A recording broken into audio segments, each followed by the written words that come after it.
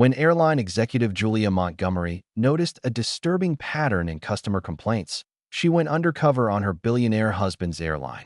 Armed with recording devices, she was about to experience the discrimination firsthand. The glass doors of Kennedy International slid open as Julia adjusted her worn backpack.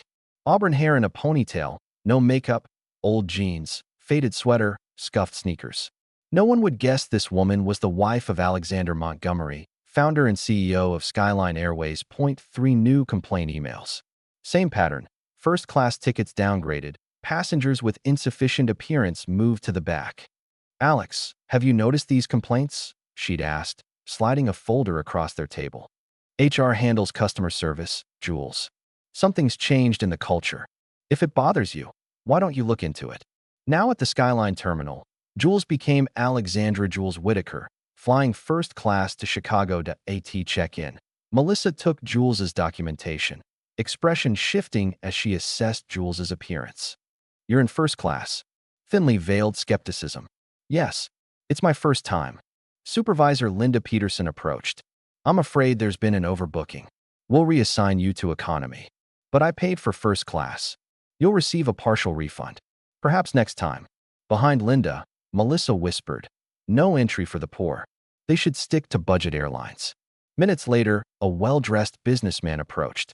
Linda's demeanor transformed. "Mr. Harrington, wonderful to see you. Can we upgrade my colleague to first class? It seems we're quite full. But yes, we can make an exception." The seat that didn't exist had materialized instantly. On board, flight attendant Heather barely acknowledged their row. When Jason asked about his broken tray table, she dismissed him. "Water, please," Jules requested. Heather sighed. "I've already poured this soda. I'd prefer water." "I roll. I'll see what I can do." Never returned to an hour before landing. An urgent message. "Your identity compromised." Caroline Winters knows. Expect confrontation. After touchdown, Caroline commanded, "Stay in your seats." Security situation. She reached Jules. "You need to come with me." Identity fraud. "My ID matched my boarding pass," Jules said calmly. "Alexandra Jules Whitaker is legally mine." "Ms. Winters, I've been recording everything. Every example of Skyline's Project Appearance Matters directive." Caroline blanched. "The policy instructing staff to judge customers by appearance. The bonus structure rewarding class distinctions." "Who are you?" Jules stood. "Julia Montgomery. I believe you know my husband Alexander, founder and CEO of Skyline Airways." Collective gasp. Smartphones recording. "This is an internal matter." "No. Discrimination shouldn't be hidden." A flight attendant stepped forward. "It's true. We were told to categorize passengers by appearance. I hated it, but needed this job." "This is about systems that corrupt good people," Jules said. Passengers erupted in applause. Alexander texted, "Just saw footage. Coming to Chicago tonight. We have work to do."